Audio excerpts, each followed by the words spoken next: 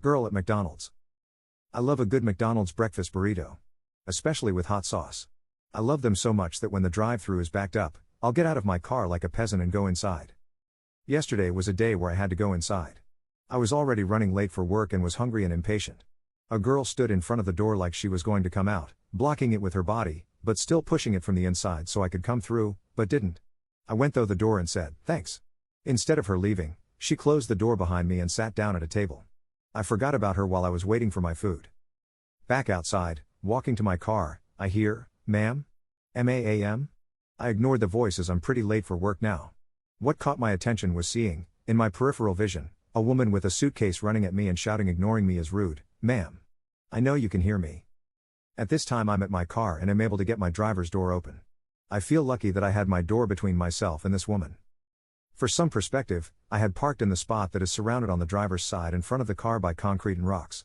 Meaning, there was no car in front of me or behind me. Instead of asking me for money, to make a phone call, etc., this woman, I say woman, but she must have been in her early 20s, well dressed, nice coat, hat. Had a new backpack and a great traveler's suitcase, demanded I give her a ride by saying, "You have to give me a ride to the terminal." I say I can't as I'm running late for work, and the terminal is a literal cake walk from where we are. She continues to demand that I take her, rather than ask, and I start getting angry. I realize there's no reasoning with her, so I put an end to it. I tell her, "I'm not taking you anywhere. I'm leaving." I get into my car and as I'm turning it on, this woman starts tugging on my passenger's door handle and pounding on my windows. I'm glad that my Jeep is old school with manual locks.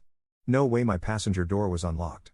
Once she realized she wasn't getting in, she ditched her suitcase and ran behind my Jeep. She began digging through her purse and pounding on my rear window glass. If you have an older Jeep, you know that the glass on the back window is pretty thin. The whole time she's screaming about what a bitch I am. With her digging through her purse, my first thought is that she's going to slash my tires or shoot at me. Fortunately, I was able to put the Jeep in four-wheel drive and roll up and over the concrete/rock parking enclosure. I have oversized mudding tires and a serious lack of Jeep preservation, and peel the hell out of there. She chased me to the sidewalk and I lost sight of her.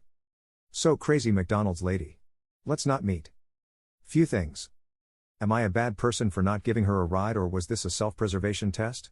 I've read a lot of stories about good Samaritans getting fucked in the bad way for letting people in their personal vehicles/personal space. How did she get to McDonald's in the first place? Especially with a backpack and suitcase?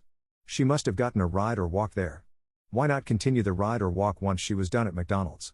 She had a working phone, it was in her hand and lit up when she was first demanding a ride. What if I had given her a ride and there were people waiting at the terminal? What if this was a team operation?